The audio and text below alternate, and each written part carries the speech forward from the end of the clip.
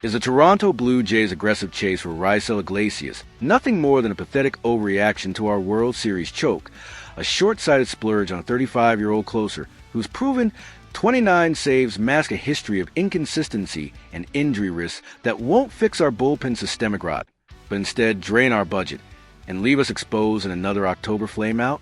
That's the blistering hot take scorching through MLB insider circles right now, with analysts like Jeff Passan from ESPN ripping it as a classic Jays panic button. Pursuing Iglesias as your aggressive fix after Hoffman's Game 7 meltdown is delusional.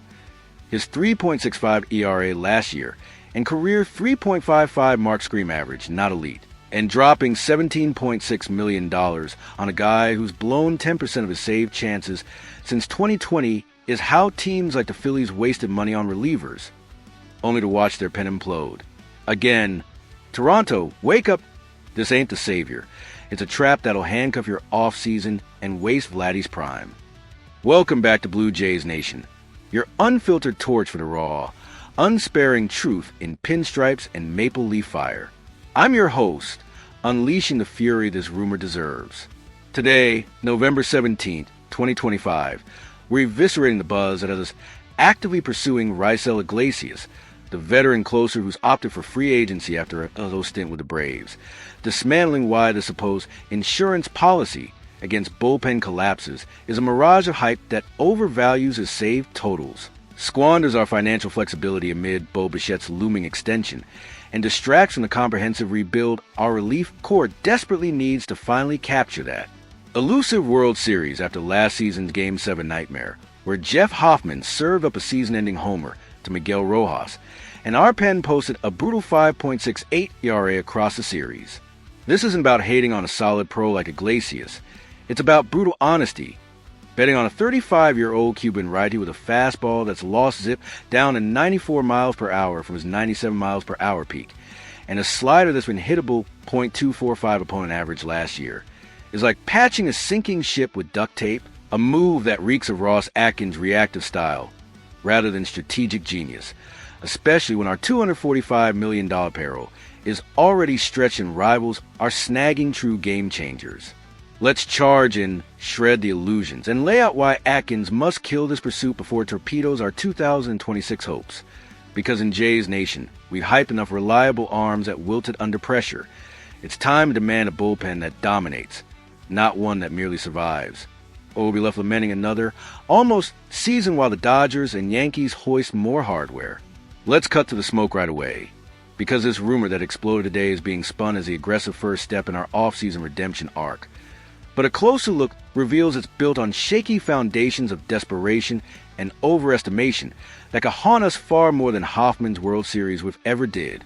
The intel comes from Francis Romero, a respected voice on Cuban players, reporting that the Jays have emerged as a strong suitor and are actively pursuing Raisel Iglesias, the 35-year-old closer who notched 29 saves for the Braves last season with a 3.65 ERA, 62 strikeouts in 56.2 innings, and a 1.13 whip, opting out of his deal to test free agency after Atlanta's wild card exit. The narrative is that he's a proven fix for our bullpen woes, a direct response to Jeff Hoffman's postseason struggles. Hoffman blew 8 saves during the regular season, converting to 72%, let all relievers and home runs allowed 18, and sealed our fate in Game 7 by grooving a fastball to Rojas, who hadn't hit safely in weeks, turning a 3-2 lead into a 4-3 loss that still stings like salt in an open wound.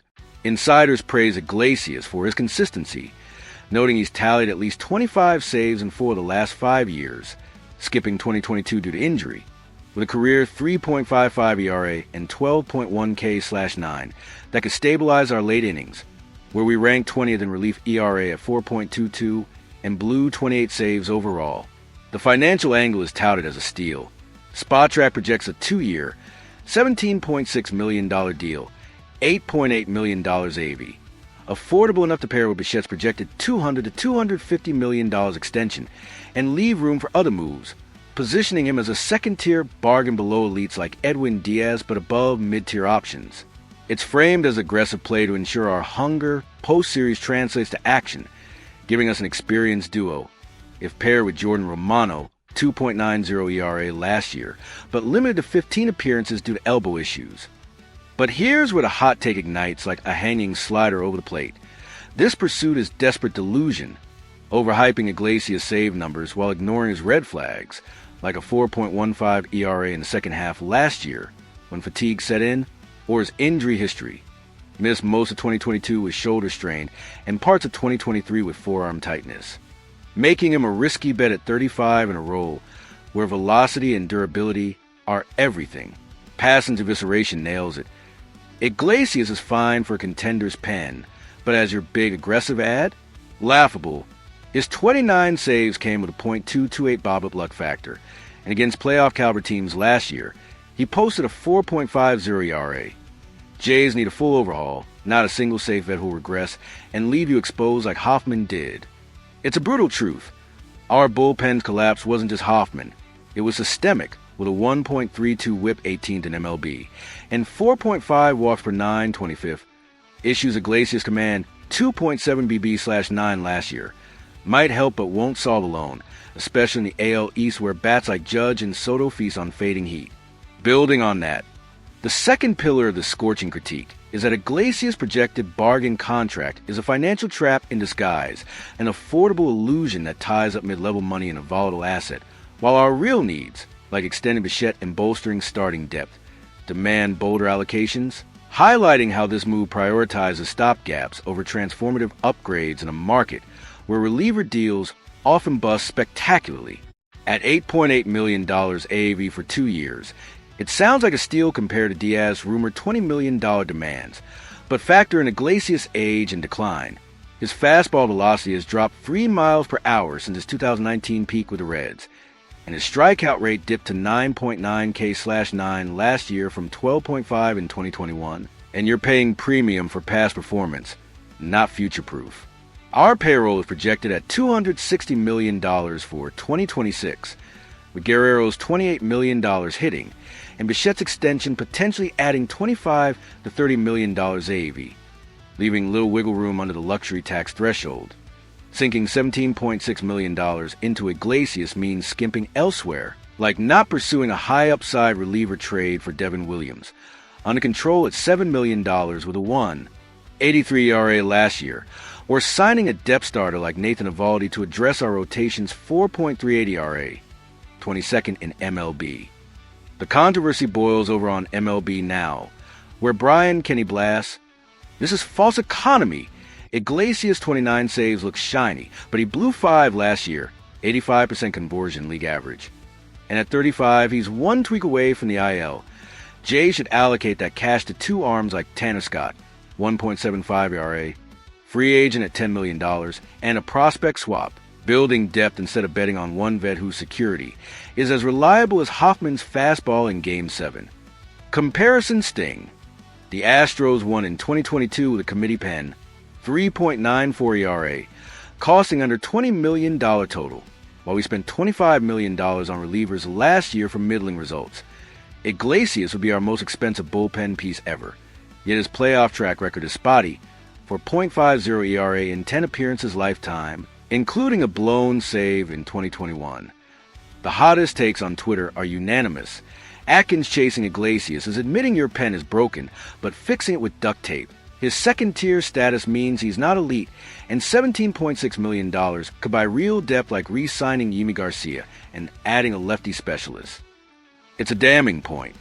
This move risks cap inefficiency, forcing us to non-tender prospects or skip on outfield help after our .241 team average with runners in scoring position ranked 24th, perpetuating a roster that's talented but unbalanced. Rounding out the case against this misguided pursuit, the third argument is that Iglesias' proven status as a 30-save guy is overhyped in a volatile reliever market, whereas consistency is more myth than reality, and banking on him to stabilize our late innings ignores how his profile, strong but not dominant, won't elevate a bullpen that needs swing and miss stuff and multi-inning versatility to overcome the AL East grind, making this aggressive move feel more like timid tinkering than true transformation. Yes, he's racked up saves, 34 in 2023, 29 last year, but dig into metrics. His 3.65 ERA last season hit a 4.12 FIP, suggesting regression, and he allowed 1.3 HR/9 against righties, a vulnerability that power hitters like Soto or Judge would exploit in our division. We faced the Yankees 13 times last year, allowing 4.8 runs per game. In high leverage spots, his .222 opponent average is solid, but his 85% save conversion rate is league average, not elite.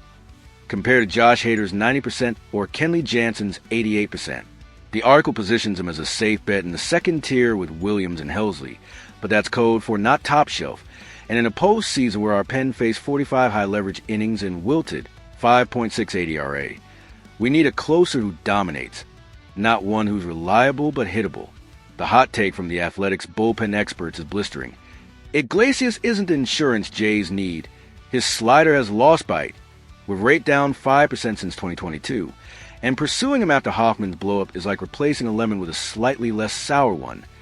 Build a committee with high K arms like Jeff Hoffman 2.0 and prospects, not overpay for a vet whose peak was 5 years ago. Comparison sting. The Dodgers won the series with a pen ERA of 3.00, mixing vets like Evan Phillips, 2.05 ERA. With depth, we'd be putting all eggs in Iglesias' basket, risking another collapse of Romano's elbow flares. He missed 4 months last year. The controversy on talk in baseball is that this is Atkins ignoring volatility.